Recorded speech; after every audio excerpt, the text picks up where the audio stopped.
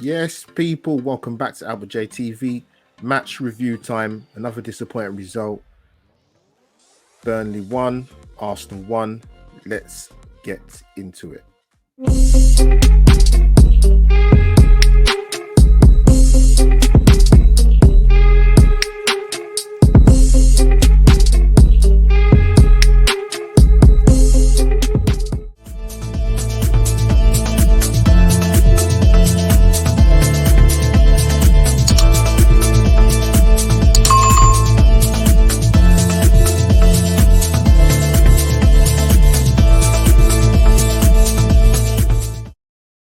Yes, people, welcome back. Welcome back again. Let's get into it, man. Another disappointing result. Burnley won, Arsenal won. But before we dissect, before we dig deep into this disappointing result again today, which is a all too familiar tale with Arsenal this season. But yeah, big up to the guys for your support as always. Instagram crowd, I will put this on my IGTV later. YouTube guys, smash the like button straight away. Don't ever think about it, do it. Even with the disappointing result today, apologies for Lookaway for doing any notes. But guys, before you do anything, you should know what to do by now.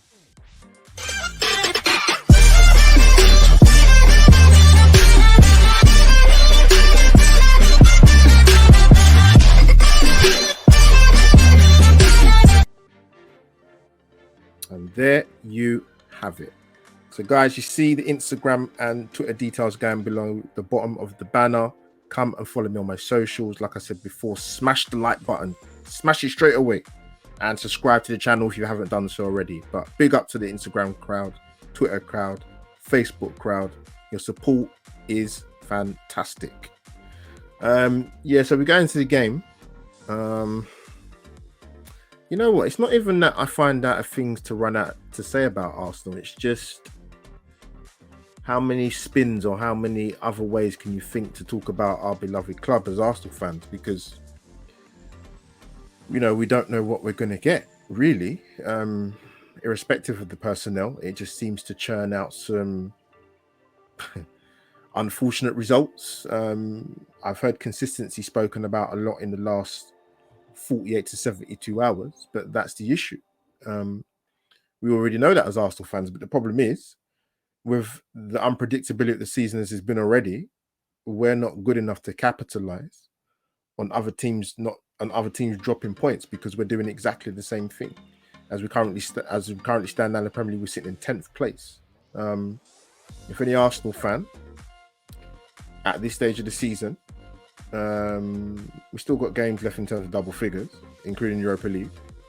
If anyone said to me Arsenal will be in 10th position come the first week in March, I probably would have slapped them because I wouldn't have believed them. But listen, the league table doesn't lie, does it? But guys, we get into the team lineups.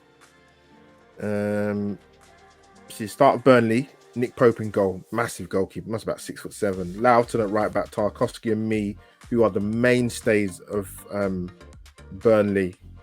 Brilliant defenders, to be fair to them. Very good centre halves, proper defenders. Charlie Taylor at left back, Goodmanson on the right, Westwood, Brownhill, McNeil, Vidra and Wood. I know Ashley Barnes obviously wasn't playing today, but listen, I think for me, the bigger threat is Chris Wood. And Dwight McNeil is actually a good prospect for Burnley on the left-hand side. I know I'm not a Burnley fan, but I can imagine. I wouldn't imagine they're exactly thriving at watching Burnley at the moment. I mean, I think today, obviously with the draw, that's 5 consecutive home draws that Burnley have had. That's a mad start. Arsenal, as you can see, guys, the team lineup with Arsenal, if I'm honest, you guys who see my content will know already. I've said it hundreds of thousands of times that trying to guess an Arsenal first 11 this season is nigh on impossible. Anybody that tells me to know what team lineup's going to be put out, then they're lying to themselves because they don't. Arteta always throws in a curveball, and as you saw over that, we saw Callum Chambers playing. So when I looked at that team, I thought, you know what? They're good. That should be a team good enough to beat Burnley. Even though we know it's going to be a tough game, that's a team that's good enough to beat Burnley. And I went for a 2-0 prediction at the start of the game for Arsenal to win. I didn't think we'd go there and absolutely annihilate them, but they're a tough team to break down. Anybody that remembers, which I'm sure you do, the home game last season against Burnley, they came there literally every time they got the ball, wide areas, deep areas, straight in the box. Left hand side, Charlie Taylor, Loughton right back, that side on the right hand side, balls into the box. That's literally all they do.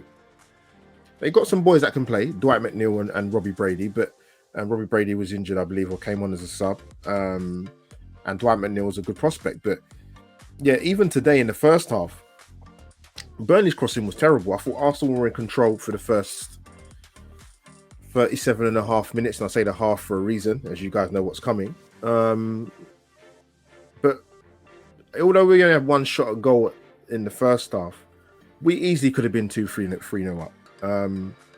We get a very good goal to go 1-0 up, to be fair to Arsenal. Good play between Xhaka and Partey in a deep area, picking it up from the centre backs.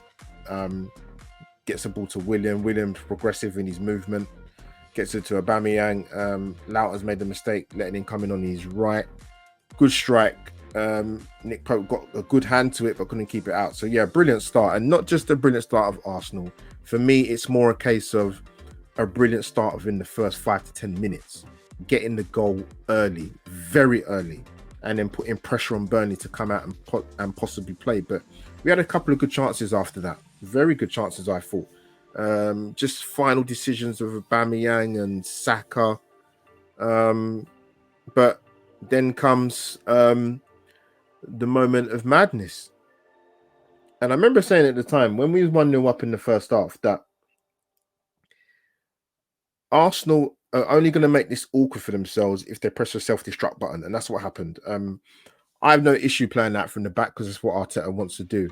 Even in tight areas, we still do it. But, you know, Jack is obviously going to be the fool guy for a lot of people on social media and just generally as Arsenal fans. But, you know, Leno had his part to play and didn't do him any favours with the pass. But Xhaka's got to do better. I mean, I say to people, and this is the thing, when I've been on people's channels, when I've done my own channel, I say to people, look, I've always judged Granit Xhaka, right, on his playing ability. I don't, you know, I'm not going to talk about what happened last season at Crystal Palace because it happened, didn't it? But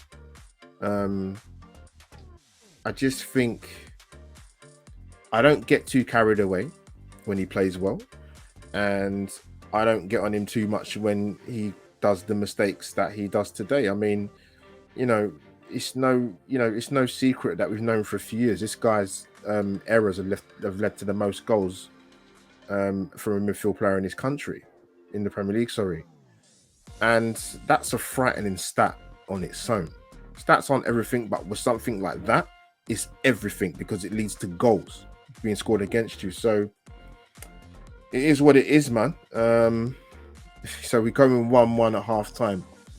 And I don't know how we never went into that half time at least 2 goals clear. It baffles me. But even though we had one shot on target, we should have been going 2-3 goals up in that first half. The chances were there without exactly cutting, you know, Burnley to pieces. But we was comfortable until the mishap between Leno and Xhaka more so.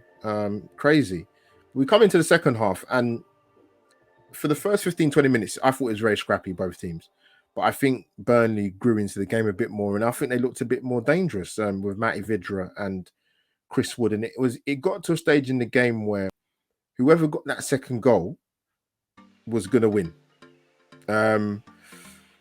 I know we had chances, but you know what? If I be honest, and I said this on over and over again, Richard's channel. Go and check it out on my fan cam on his channel. That if Burnley had snuck that 2-1, I don't think I would have been that shocked, even with the chances we had.